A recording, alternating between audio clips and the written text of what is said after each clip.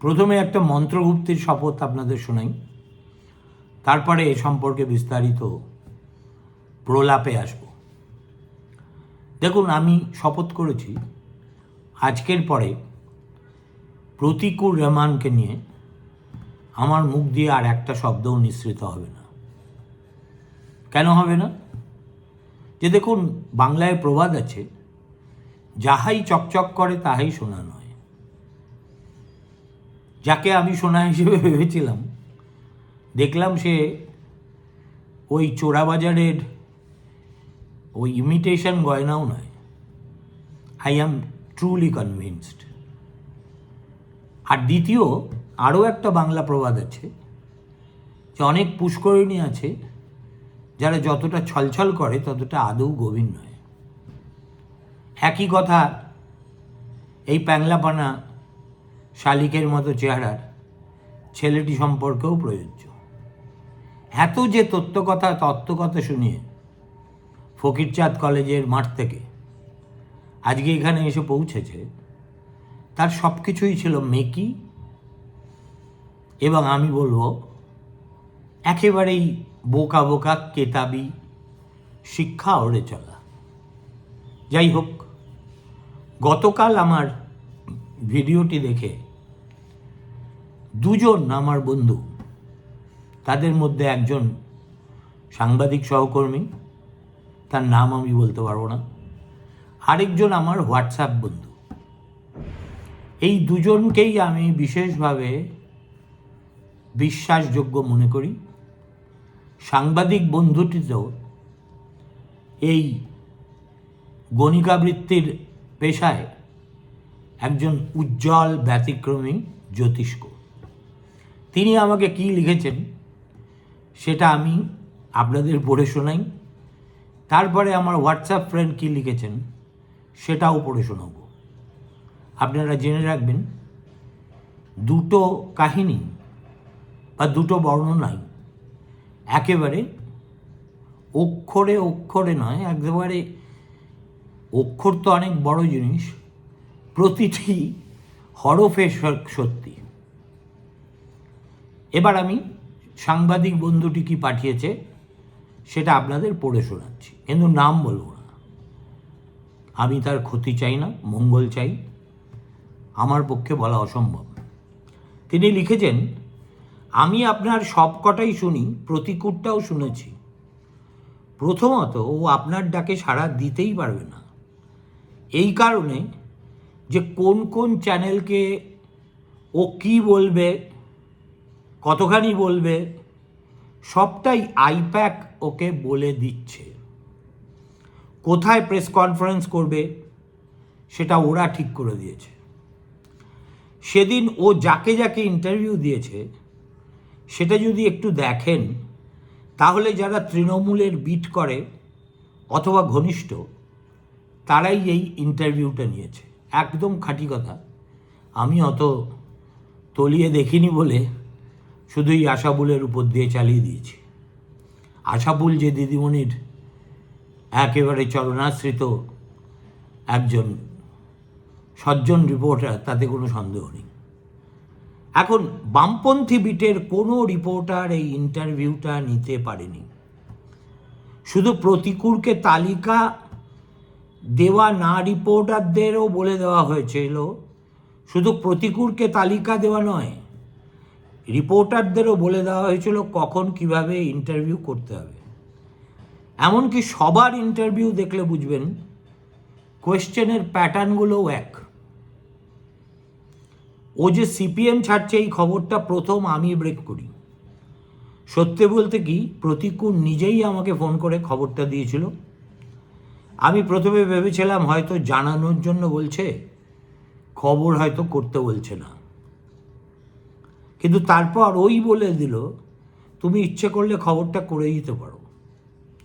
আমি গত 1 মাস ধরে জানতাম ওর এই আলাপ আলোচনা চলছে, সিপিএমও জানত। সেলিমদাকে এই নিয়ে চিঠিও দিয়েছিল ওর জেলার লোকেরা। শেষ 2 মাস সিপিএমের কোনো কর্মসূচিতেও যেত না, রাজ্য কমিটির বৈঠকেও যায়নি।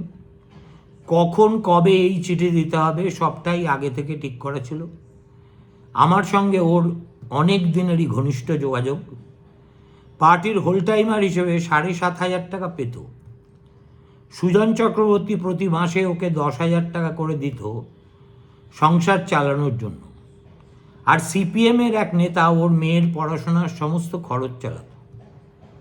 গত 2 মাস এই টাকা নেওয়াও প্রতিকূল বন্ধ করে দেয়।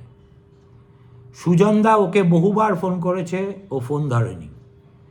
বিমান বসুর সঙ্গে ওর কথা হয়েছিল। সেলিম ফোন করেছিল চিঠি দেওয়ার আগে, তারপরে ও আর কোনো যোগাযোগ করেনি।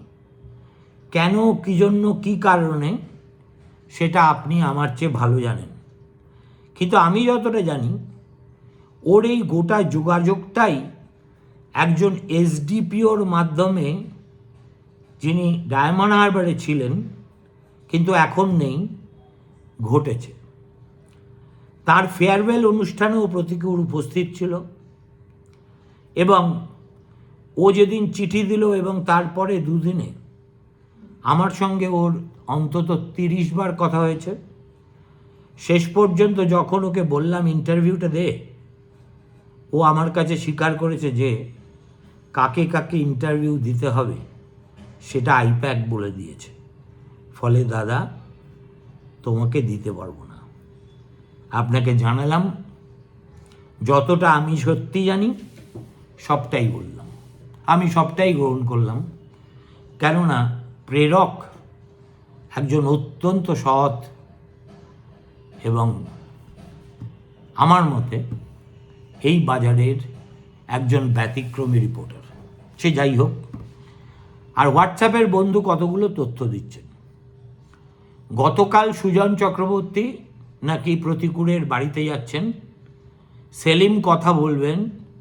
এই খবর পাওয়ার পরেই 5 মিনিটে জানাচ্ছি বলে বাড়ি ছেড়ে প্রতিকূল বেরিয়ে গেছে। ছোট্ট মেয়ে, বউ, অসুস্থ বাবাকে ছেড়ে বেরিয়ে গিয়ে রাতেও ফেরেনি বাড়িতে। বাড়ির লোক কোনোভাবেই চাইছে না ও যেটা করছে সেটা করুক। গতকাল যতগুলো ইন্টারভিউ দিয়েছে সন্ধ্যে থেকে, সবকটা তৃণমূলের নেতার অফিসে বসে। রাতে ছিল ক্যামাক স্ট্রিটের এক বিলাসবহুল হোটেলে, আজও ফিরবে না। পুরো রক্ষণাবেক্ষণ চালাচ্ছে আইপ্যাক। চিঠিটা প্রথমে প্রিন্ট করে সই করা হয়েছে, তারপর সেই প্রিন্টেড ও সাইন করা চিঠিটাকে স্ক্যান করেছে 2 জন। একজন প্রতিকূল, সে রাজ্য কমিটির গ্রুপে ফেলে দিয়েছে। দ্বিতীয়জন জেলখাটা আসামি, যে নিজেকে সাংবাদিক বলে পরিচয় দেয়, সেই স্ক্যান করে চিঠিটা মিডিয়ায় ছড়িয়ে দিয়েছে। কাল থেকে গ্রাম্য মরে যাওয়া ছেলেটা যারা মেরেছিল তাদের বুক ফুলিয়ে বাপ বলে ডাকবে। এগুলো তথ্য। আপনি এবার বিচার বুদ্ধি লাগিয়ে ওর কথায় নাচবেন নাকি সিদ্ধান্ত নিন। একদম চুনাওতে দিয়ে দিয়েছে, নাচবো তো নাই, আর ছায়াও মারাবো না। এমনকি আমাকে যদি ফোন করে প্রতিকূল কখনো বলে যে দাদা এবার আমি বসতে রাজি আছি, আমি বলবো থ্যাংক ইউ ভেরি মাচ। সুতরাং এটা আমার মন্ত্রগুপ্তির। দেখুন, এর ভিতর থেকে 2টো লার্জার স্টোরি বেরিয়ে আসে। একটা হলো এই কমিউনিস্ট পার্টিতে যাদেরকে আমরা তরুণ তুর্কি ভাবতাম, তারা যে আসলে তুর্কি নয়, ওই তুবড়ি, তাও মোটামুটি ধরে নিন পচা তুবড়ি, যেগুলো জ্বালালেও জ্বলে না। এদের সংখ্যাই তো দেখছি বেশি। প্রতিকূল, বাকিদের নাম বলছি না, কিন্তু তাদের সম্পর্কেও আমি এমন সব তথ্য জানিয়ে প্রকাশ্যে কথা বলার মতো রুচি আমার নেই। কিন্তু একবার বলে দিলে তাদের রাজনীতি করা তো দূরস্থান, পরিবারে এমনকি সামাজিকভাবেও তারা দাঁড়াতে পারবেন না। কিন্তু যেহেতু বিষয়গুলো একান্ত ব্যক্তিগত, তাই আমি সেই রাস্তায় হাঁটছি না। অতএব যারা এটা শুনছেন তারা নিশ্চিন্ত থাকুন, আমি ওই ধরনের কি বলে, যাকে বলে আপনাদের ভাষায় হলুদ সাংবাদিকতা বা ট্যাবলয়েড জার্নালিজম করতে বসিনি। এটা গেল প্রথম আমার রিয়েলাইজেশন। দ্বিতীয় রিয়েলাইজেশনটা আরও মারাত্মক। সেটা হলো, আপনারা দেখলেন আইপ্যাকের অফিসে প্রতীক জৈনের বাড়িতে কি ধরনের তাণ্ডব চালিয়েছেন মুখ্যমন্ত্রী এবং তার সঙ্গে থাকা চামচা পুলিশ অফিসার এবং নিরাপত্তা রক্ষীরা। কিন্তু তাতে আইপ্যাকের বাড়বাড়ন্ত এবং দলের উপরে তাদের নিরঙ্কুশ নিয়ন্ত্রণের এক ছটাকও কমেনি।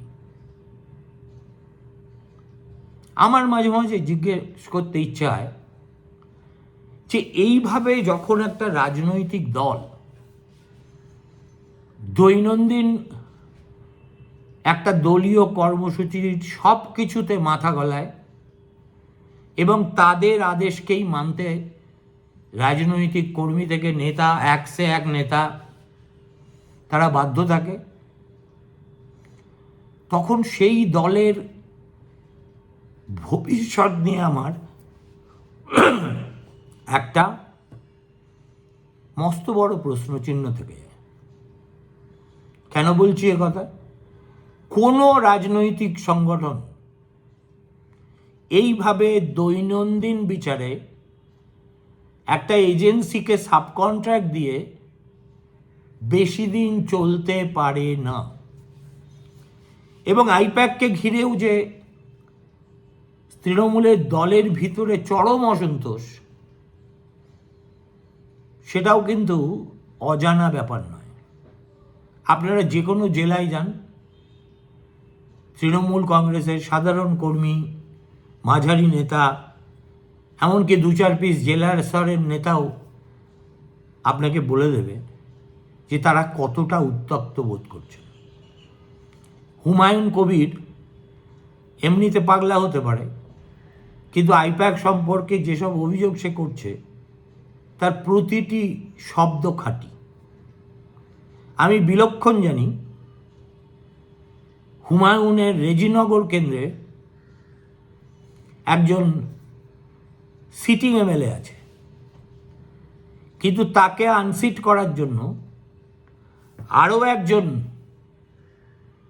প্রতিদ্বন্দ্বী রেজিনগরে প্রার্থী হবেন বলে প্রচুর লক্ষ্মীর ভাণ্ডারে দান করেছেন, আইপ্যাকের লক্ষ্মীর ভাণ্ডারে।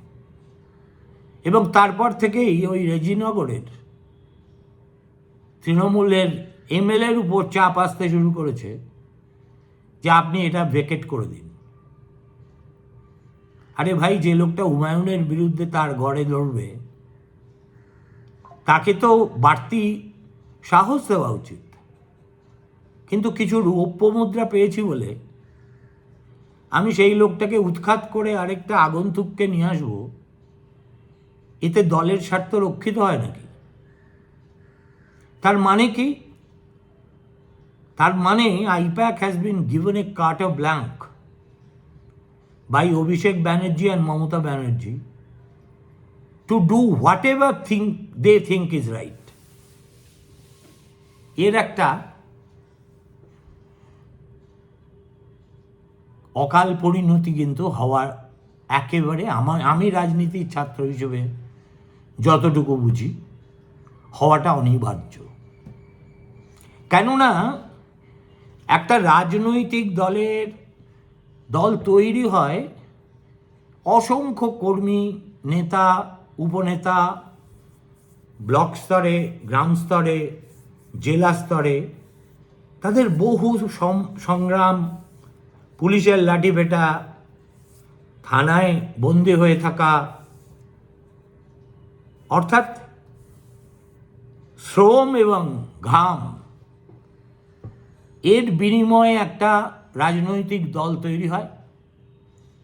এবং সেই ধরনের দলই অ্যাকচুয়ালি ডিউরেবল হয়। কথায় কথায় যদি সব ব্যাপারে প্রতিকূলকেও আইপ্যাক খাঁচায় বন্দি করে রাখে। এই যে আপনারা দেখেন তৃণমূল কংগ্রেস ভবনে এক এক দিন এক এক বিষয়ের উপর সুন্দর জামাকাপড় পরে তৃণমূলের নেতারা আবির্ভূত হন, তারা কিন্তু স্বেচ্ছায় আসেন না। ক্যামাক স্ট্রিট থেকে আইপ্যাকের একজন সম্ভবত ইয়াং ছেলেপেলেই হবে, অবাঙালি, তিনি ফোন করে নির্দেশ দেন ক্যাবিনেট মন্ত্রীদের, স্যার আজকে এই বিষয়ে একটা প্রেস কনফারেন্স করা প্রয়োজন, আপনি প্লিজ এতটার সময় সেখানে হাজির থাকবেন। And they have to sign the pledge on the dotted lines, although not on paper but orally. কারোর এইটুকু হিম্মত নেই বলার, এই তুমি বাছাধন কে হে? Who the hell are you to dictate what I should do? এখন হয় কি, when the going gets all right, nobody questions. কিন্তু যদি পানসি ঝোড়ো আবহাওয়ার মধ্যে পড়ে এবং তার ফলে ক্ষতি হয়, তাহলে কিন্তু তৃণমূল কংগ্রেসের লোকেরাই আইপ্যাকের কোনো লোককে দেখলে ঠিক যেভাবে নেকড়ে বাঘ পড়লে লোকে তাড়া করে, সেইভাবে তাড়া করবে। আর IPAC is run by completely non Bengali people. আমার একটা অভিজ্ঞতার কথা বলি। আমার খুব ইচ্ছে ছিল তৃণমূল কংগ্রেসের একজন মন্ত্রী, যাকে আমি বেশ পছন্দ করি, কম কথা বলেন, চেহারায় খুব অভিজাত, তাকে বাংলা স্ফিয়ার ভোট বাংলায় ইন্টারভিউ করব। আমি আমারই একজন অন্য চ্যানেলের ছোট ভাইয়ের মতো, তার সঙ্গে তার সম্পর্ক খুব ভালো, তাকে দিয়ে বলেছিলাম উনি কি রাজি আছেন। উনি আমার নাম শুনে খুবই উল্লসিত হয়ে ওঠেন, বলেন অবশ্যই সুমনদা ডাকছেন, ইট ইজ অ্যান অনার। কিন্তু আমাদের মুশকিল হলো জানো কি, যে আমরা স্বেচ্ছায় কোনো সিদ্ধান্ত নিতে পারি না। সুমনদা যদি দয়া করে একটা চিঠি ক্যামাক স্ট্রিটে বা একটা ইমেল পাঠান, তাহলে সম্ভবত ওরা ওটা অ্যাপ্রুভ করে দেবে। ওই বাচ্চা ছেলেটি যার মাধ্যমে আমি এই দৌত্যটা করেছিলাম, সে আমাকে এটা বলতেই আমার স্বকীয় ভঙ্গিমায় তাকে জানিয়ে দিয়েছি যে আমি ভারতবর্ষের 4 জন প্রধানমন্ত্রীকে ইন্টারভিউ করেছি, অং সান সুচিকে করেছি, হাসিনাকে করেছি, শ্রীলঙ্কায় জাফনার জঙ্গলে ঢুকে প্রভাকরণকে করেছি, গুলবাদিন হিকমাতিয়ারকে করেছি, আহমদ শাহ মাসুদকে করেছি। এদের একজনকে ইন্টারভিউ করতেও আমাকে কিন্তু আবেদনপত্র জমা দিতে হয়নি। তাও তুই বলছিস কি একটা নাম বলেছিল, আমি ভুলে গেছি, তার নাম করে পাঠাতে হবে।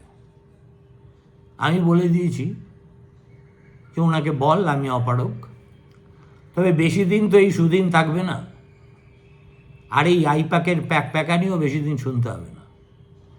তখন কিন্তু তখনও আমি তাকে ডাকব, because I think he is worth it, not because he represents Trinamool. ব্যাস, আমার কথা শুনে সেও ঘাবড়ে গেল আর আমি বেঁচে গেলাম। আইপ্যাকের কোনো একটা 420-কে আবেদনপত্র লিখে তবে তৃণমূলের নেতারা, যারা এই 6 বছর 7 বছর আগে পর্যন্ত অনেকেই আমার বিশেষ বন্ধু ছিল, খুবই ঘনিষ্ঠ লোকজন ছিল, আমার মাধ্যমে দিদির কাছে স্টক বাড়ানোর জন্য আপ্রাণ চেষ্টা করত, তাদেরকে আমার স্টুডিওয় আনার জন্য যদি ভায়া ক্যামাক স্ট্রিট হয়ে যেতে হয়, তার চেয়ে এই 10 তলা থেকে লাফ দেওয়া আমার পক্ষে বেশি প্রেফারেবল। সুতরাং Abhishek Banerjee, who has not risen from the ranks, কোনোদিন ছাত্র রাজনীতি করেননি, যুব রাজনীতি কী সব করেছেন, একটা প্রথমে যুবা হলো, তারপর যুব কংগ্রেস হলো, তারপরে একেবারে ক্যাটাপুল্টেড টু তাদের সংসদীয় দলের বস হয়ে গেলেন। আর কিভাবে আপনারা দেখেছেন স্লেভস রেবেল ইন স্লেভারি, অভিষেকের সামনে হাত কচলাতে কচলাতে এই সুশিক্ষিতা সুবেশ সব রমণীরা দাঁড়িয়ে থাকেন। ফলে Abhishek Bandyopadhyay cannot distinguish between what constitutes an organization and what giving subcontract to a foreign agency, সেটা বোঝার মতো বোধশক্তি তার আছে বলে আমার মনে হয় না। কিন্তু মমতা বন্দ্যোপাধ্যায়ের তো আছে। She knows it better than anybody what it means to build an organization. 1998 সাল থেকে তিলে তিলে তার হাত ধরেই তো তৃণমূল আজকে এত বড় একটা দল হিসেবে প্রতিষ্ঠিত হয়েছে। তিনিও কি জন্যে আইপ্যাকের উপরেই নির্ভর করছেন, নাকি ভাইপোর উপর নির্ভরতা কাটাতে পারছেন না বলেই সাপের ছুঁচো গেলার মতো আইপ্যাককে গিলতে হচ্ছে, আমি তা বলতে পারবো না। কিন্তু যা হচ্ছে সেটা ভালো হচ্ছে না। আরেকটা জিনিস যেটা থার্ড, এবং আমি দু একটা কথাতেই শেষ করে দেবো, আচ্ছা বলুন, এতগুলো আত্মসম্মান জ্ঞানহীন ভদ্র লোক এবং ভদ্র মহিলাগণ যে একটা দলে থাকতে পারে, এই ধরনের বর্গীদের হস্তক্ষেপের বিরুদ্ধে 4 জন একত্র হয়ে প্রতিবাদ করার সাহস করে না, সেই দল নিজেদের দল বলে কোন যুক্তিতে, আমার কাছে সেটাও একটা বড় প্রশ্ন। নমস্কার, ভালো থাকবেন। আজকে আমাকে ইন্টারভিউ করব, কার ইন্টারভিউ কখন করব সেগুলো আমি একটু পরে জানিয়ে দিচ্ছি। ভালো থাকবেন।